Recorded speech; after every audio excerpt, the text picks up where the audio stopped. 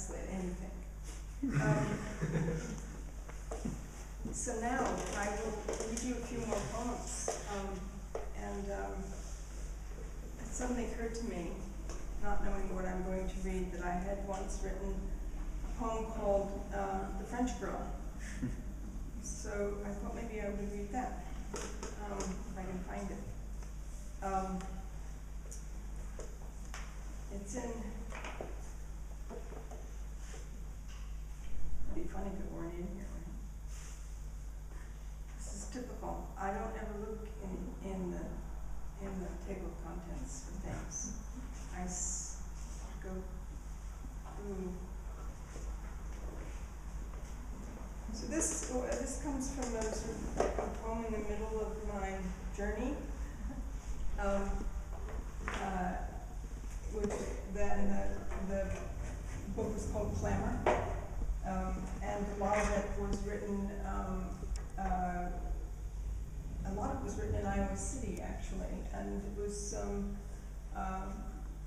not long after my sister Jennifer had died. This is actually in memory of her. There seem to be a lot of memory poems tonight, or morning poems. It's not intentional.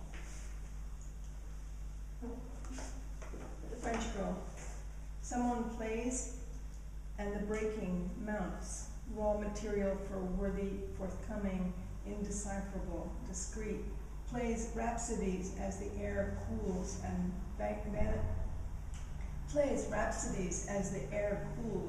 vanquishes. Nothing sits still yet. The land is a result of its use, I explained. Everything else rested while the kids made a girdle removed from classical syntax, shed, and something breaks, mounting the small hill to its vista. I saw a rope of trees in another country. I could not say I am lost in the proper way. The season is huge. This house is haunted. I planted it. Where? In the shed, and spoiled by attention. You see, every bit counts when the morning displays the serious ratio of the given stars. What made us tear the hours into lines? So things became a burden to shed, and astute as a hungry pilgrim, but not brave, not expert. It is impolite to stare, is unwise to plunder the easily forgotten, easily shed, and they drummed and drummed, attached to a vestigial clamor. The heat splayed, sparklers ravished the fog. Morning tore the dead back to shore. Enemy ships floundered and were forgotten. Still, nothing was appeased. The living silhouette drifted into view like an ephemeral sail, promoting ease between wreckages. Not speaking a word of English, she animated the landscape with abundance, a chosen self freely translated into the color of her eyes. Awkward and luminous, a stilted charm separating figure from ground and solving it. What pushed us toward the abysmal with such new appraisals, such sure interest? The mute girl had seen glories, but what had she come to know? A finite figure in a rainy field, a naked figure in a pool, a skipping figure across a bridge, a lost figure on a city street, a moaning figure on a huge bed, a smiling face in a photograph. All summer, I circled the garden for her sake.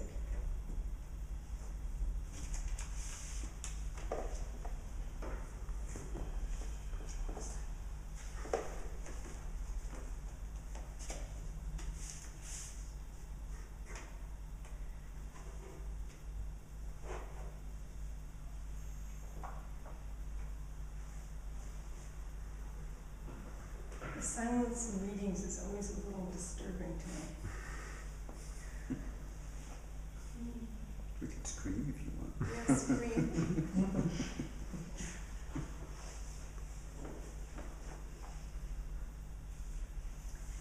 keep getting the saddest little notes from high school children who've been assigned one of my poems and want to know if they're true and if they're what they're about, and they come up with the most extraordinary explanations. They're very upset with the idea of something that doesn't have a logic to it or a story. And one of these poems, these poor souls, are always assigned, seems to be this one called Monody. I'll read that to you. It's also quite early. We would like to get out of it early. I'll read you this.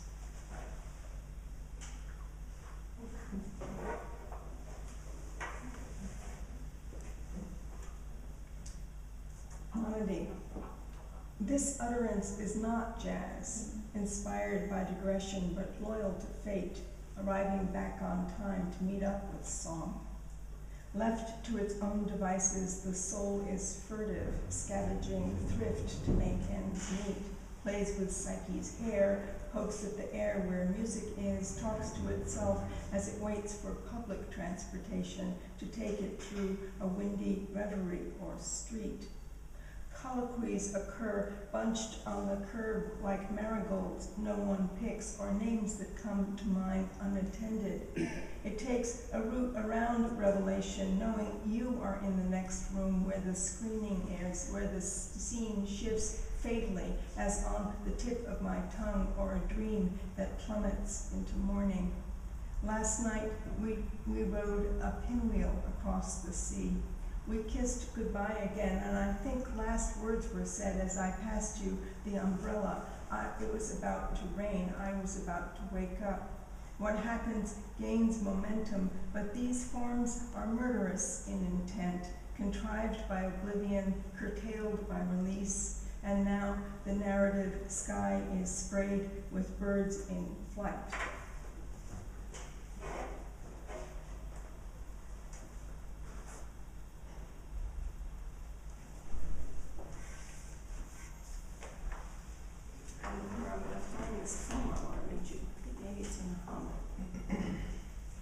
There's a poem in Hum called Hum, which may be the one that, sometimes you imagine, oh, this happens to you cold, that there'll be one poem that lands up in all the anthologies and everything else will go away. I'm not going to read that poem. But I am going to read, if I'm right about it. This is sort of ridiculous, I apologize.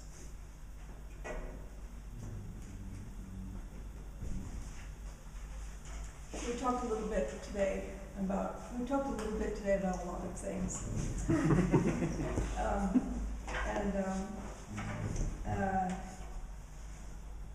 The idea of the river came up, and then the idea of art in general came up and does come up for me often. I spend a lot of time, like my invisible partner, thinking about the visual in relation to writing. And this is a poem that I wrote shortly after I moved out of New York City up to Columbia County, where the Hudson River is very much part of the landscape. It's part of the landscape in the city, but somehow you don't actually think of it the way you think about it once you're out of the city. And I have friends who live on the other side of the river, and there was a dinner, very late dinner, very complex, sort of extraordinary conversation as happens when late at night when you're in the country, and maybe even when you're in the city, but somehow it's sort of a country moment. It's two very close friends, and we got into some space in which the question was asked about the darkness of the self. Not to me, but to one of these people, and the answer was sort of odd. It was a very odd question to ask, I have to admit, late at night. darkness of the self. What do you think about the darkness of the self? Somebody says. And then the second person, whose name is Michael Brenson, who's a wonderful art critic and has spent many years actually in this city. He wrote me an email in which he said, I found that question about the darkness of the self awkward. About the darkness of the self awkward. Giotto. Fear, arguably, nobody's name, nothing abstract, taking place in the extended correlates to sabotage, the villain sham, the elicited shame, a politically other condition, sabotage, or heterogeneous zone, things begin by falling, have fallen into soul's pivot, so proximate to skin, you might say credo held back from the image of the dark having fallen, and the bat's high swirl after dark, additive but not ordinary like care. How we care, he going into the undark room with the books, you into yours, I to mine, to our rooms, false water burbles incessantly around fake fish, to save the light against art, against nature also, if nature is not false and if art is true, to something, to something, or someone, some one thing, estimated to be true water, a river, for example, under a bridge. So much water under the bridge is how the past is said to become itself, the eventful slosh about which we can do nothing, how to make something from the nothing under the bridge, how to cross to that side of the bridge, to not let the saying sabotage, not be afraid to cross the delinquent clarity of dark passing under the bridge. He built a house within a house into which certain tenants enter, so we might speak about the true cost of making something. Awkwardly, self turns from natural dark to an architecture, reads in a room as the sun sets, the setting on the other side of the river, or that side of that side or your side. The birds, you said, have not all left for the winter. You said nothing about the fish, dark shelter, as the soul pivots miraculously to Assisi, earth into earth falling. You also said we do not yet know what conditions cause Giotto, the form of light Giotto, to be present in bewildered adjacency, erupting as a bird from water, and were a few egrets and gulls, and were shown photographs taken by the now dead artist of herself collected in a book, and were shown the guest house. So now I think I'll read a couple of new poems from the new book, and I have no idea when we began, so I have no idea when we should end. It's been that kind of day. Oh no, Vincent asked me to read. You really want this poem to be read?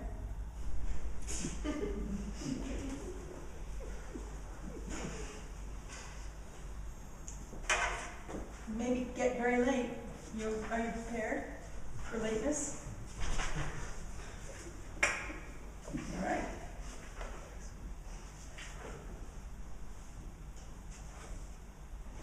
This is a poem I haven't read for years.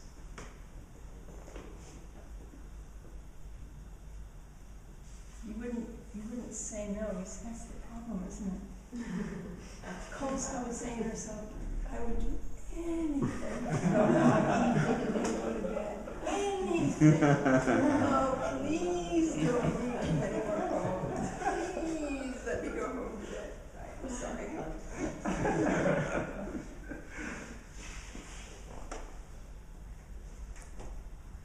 It suddenly occurred to me that this should be much more formal. So, I wrote I spent a lot of years in what we somewhat peculiarly call the art world. At some point, the Whitney Museum, who I used to publish books by artists and poets, asked me to do a book, and I said, oh, that would be very nice. And then I guess I was allowed to choose the artist I wanted to work with, and it turned out to be this unremarkable woman named Ellen Phelan, who's a painter, and who's also a really remarkable maker of images in gouache water. She just has this knack for making things appear out of water. It's really extraordinary. So I chose Ellen, and she had done a whole huge wall of puppets, one kind or another. She'd gotten absolutely preoccupied with puppets and the faces of puppets, and so there were many of these puppets, these dolls. That was the thing that I guess you could say the subject were these portraits of puppets or dolls, and actually, oddly enough, maybe this whole reading is in some sense in memory of Joe. This poem was written around the time that he was dying, and there was one of these images that she had made that looked absolutely frighteningly to me like Joe dying. I mean, really, the face was his face, and it was so uncanny and so painful. But that comes in at the very end of the poem, that thing. And I think this is maybe the first poem I wrote in which there was a kind of persona that begins to come right up to this kind of character. And then in a later book, there's a long poem called Alice in the Wasteland, and I take Lewis Carroll's Alice figure, and she wanders around. You won't be hearing any of Alice tonight. I'll give this a whirl. I think it's in 12 parts. I don't know. Let me say the numbers. Said clown from a shelf, said harmony clown from his seat on the shelf before his.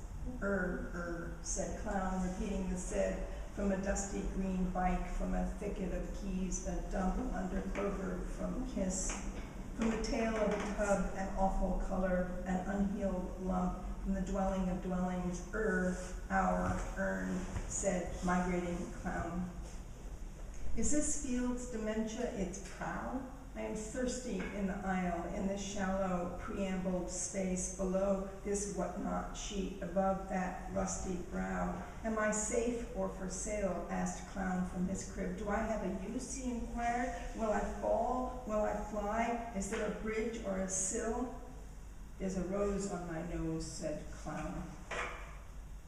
The laws are erased. I cannot see from this echo, the locked port and grimy window. I think I saw boughs with few inoculators. Air was not part of that scene. I am missing part of my throat. My mouth jumps. Am I lost or stolen? Did I belong to a thing? Did I live in a tent or a stream? Are these eyes borrowed? They seem to be used. Did I once have a sex? Is it this? A coin caught in a bramble like a tear in hair. This would be silver. An arrow or error, no marks, reef dismantled, pearls roll under ebb tides, mercurial tracks folded. This would be yellow. I am made of newsprint and milk, my feet and hands are wax. I have no boots to hike through Jerusalem. This would be black. I'm in need of stilts, in need of transition, something to follow, a wall to dismantle, gauze for my head. This would be green. Please find me a thread near the river, a ribbon for my throat. Is this hope in my cup or a sock?